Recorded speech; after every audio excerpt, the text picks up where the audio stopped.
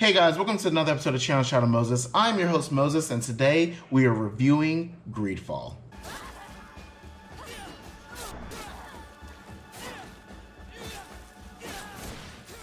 Now, GreedFall is a Western RPG. It was developed by a company called Spiders. And though they don't have many big games, GreedFall is definitely their biggest game to date. And like I said, GreedFall is a Western RPG. It has a real colonial feel to it. Everyone feels like they're dressed from like 1912 or 1712. However, this is definitely a fantasy type setting. There are different species, different monsters. You can use magic. You can combine it. So there's a lot of different things to do. So this is definitely not set in a realism or a realistic kind of setting. So just the basics of the gameplay. Like I said, it's an action RPG. It's open world, kind of, but not really. Though they give you a big area to explore, it all always narrows down to a path that you that they kind of want you to take. You have party members that go with you, only 2 at a time. So there's always 3 of you out in the field at the same time. I like to think of the combat as sort of like The Witcher, but with more detail and party members. But it's not better. More detail, yes, but not better than Witcher 3's combat. I just want to make sure I'm stressing that. And I'll get to the pros and cons about that in a little bit. But one of the awesome things to do is this game gives you a variety of ways to complete your missions. This game has a lot of side quests. And I love RPGs. I love JRPGs. And I love doing side quests. But the problem is that these side quests don't have a lot of substance to them. Most of them feel like fetch quests where I'm talking to a random miner, which ultimately doesn't do anything for me or the story. And I get it's a side quest, but they're very one-dimensional, they're very straightforward. However, when it comes to your character side quests to learn more about the character, that's kind of the bread and butter of this game in my opinion. The story, the basic story, is fine. It's okay. It's very predictable so far. I have about 9 or 10 hours in it. Very predictable. But the side quests are keeping me engaged in the story. They're keeping me engaged in the game.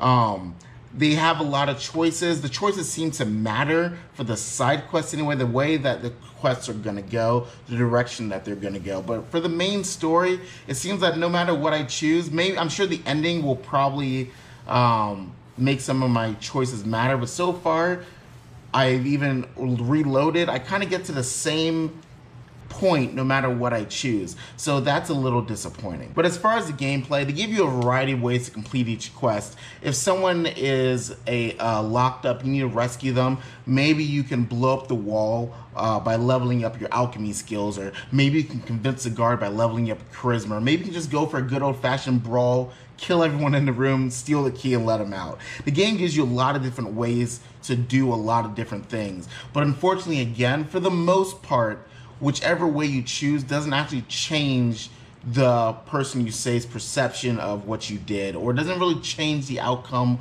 or the story. So I don't feel too much need to level up a lot of other avenues, mainly because at the end of the day, or maybe at the very end of the day it matters, but throughout this game, nothing has seemed to matter. And I've tried different ways and different routes, different things, leveling up, respecking, but it all kind of leads to the same thing, and everyone says the same thing at the end of the day anyway, which is, again, just a little disappointing. I was kind of hoping for like a Mass Effect or a Witcher kind of feel, where your choices really do matter and impact not only the overall story, but the side quests as well. Now the gameplay, or at least the combat anyway. The combat is fine.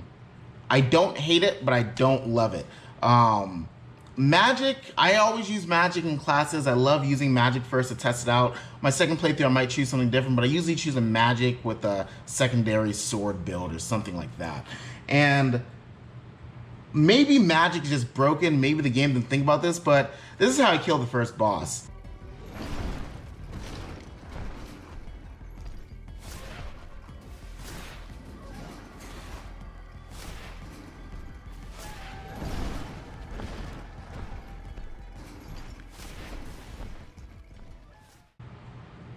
And this is how I kill everything in a game, honestly.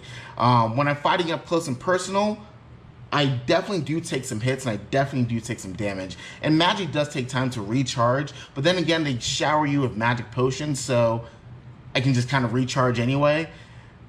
I don't really ever feel like I'm in danger, and I almost do sword play to make the game fun for me. The sword play is a bit more fun, it's a bit more engaging. There's parries, there's dodges, you have to time your attacks perfectly. The enemies are not forgiving. Poison, element statuses are not forgiving. You can die pretty easily without realizing it, so you do have to be on your toes. So there's a good bit of challenge to the combat, which I like. But again, the combat isn't that fun. It's pretty tedious. I know it's a JRPG and I know enemies are everywhere, but boy, are they really everywhere in this game. You almost can't escape them, and your teammates love charging at them from far distances, which can get frustrating. The camera angles tend to mess up in combat quite a bit, especially if you're around trees, which happens all the time. Then you're not able to dodge properly. But again, like I said, this is a smaller development team. I don't think they even have 30 people on their team, so I'm not really gonna go too harsh on the combat. It is fun when it wants to be. And the story, I kind of already went over it. The story is fine. It's a little predictable. I do like the characters, but the story is fine. I feel like the real meat and the real gold with this is the side quests of the specific characters. One of the things I don't seem to like about the game, though, and let's just take a JRPG for example. Let's take a Tales of or a Final Fantasy. You may have 3 people in your main party, your battle party, but when you go to a cutscene, you'll see everyone. They'll kind of all interact. In this game, what I found that was weird is that your other party members don't come out. So if I only choose 2 people, those are the only 2 people that show in the cutscenes, which means the other characters don't even interact with what's going on, which means they're non-important. The only one that seems to be important is your first party member, which is your trainer, your mentor, your friend. I think his name is Kurt. He's cool, he's fine, but he's the only one that really interacts with the other characters off screen. Or I'm sorry, when he's not in my party. But then again, he's pretty much almost always been in my party, so maybe that part's not even true. But I would like it if the other party members came out in the cutscenes so they could feel important, because I've honestly forgotten who my party members were, and to be completely honest, in 10 hours of gameplay, I don't remember their names besides Kurt. So to me, that just sort of makes the other characters not feel important at all, because they don't contribute to the overall story in any way, unless it's their side quest, which so far hasn't really impacted the main story. Now, I know I said open world, but like I said, it's almost like I don't want to keep going back to other RPGs or JRPGs, but like Tales of Xillia, that's a game that does this pretty well, where you go into open fields and you can explore that field, but it always narrows down to one point where it wants you to go to. It's not like older games like Final Fantasy VII or Tales of Abyss, where open world is open, where you can kind of go anywhere you want to. These feel like mini stages that are all just connected by regions. But at the end of the day, you have to go through this one specific point.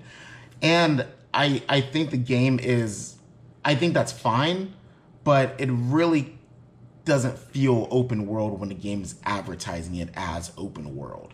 And then there's the graphics. The graphics and everything in this game are great. They really, really shine, especially in the cutscenes. They feel engaging. The emotions feel engaging. The game feels real, and I like that. The voice acting also is outstanding. I like hearing them talk. I like listening to the dialogue. But like I said, it doesn't feel like it goes very far. It doesn't feel like me interacting with some of these characters change anything later. Not like Mass Effect or something where everything you do matters. And I sort of missed it, and I was kind of wishing this had that. But like I said, I won't be too harsh with the game.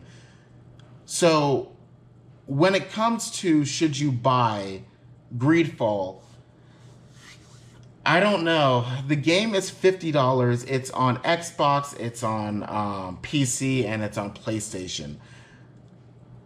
I think the game is good. I think it's fine. I think it's a $30 game. Unless you've been dying, just dying to play another Western RPG like GreedFall, I don't think it's worth buying at full price at the moment. I just think you should wait. With that being said, I still like the game, and I'm still probably going to play the game a bit more. But I just can't in good faith recommend it for full price. But what do you guys think? How far did you guys get in GreedFall, and do you guys see the same mistakes I do? Let me know in the comments below, and please don't forget to like and subscribe. Thanks, guys.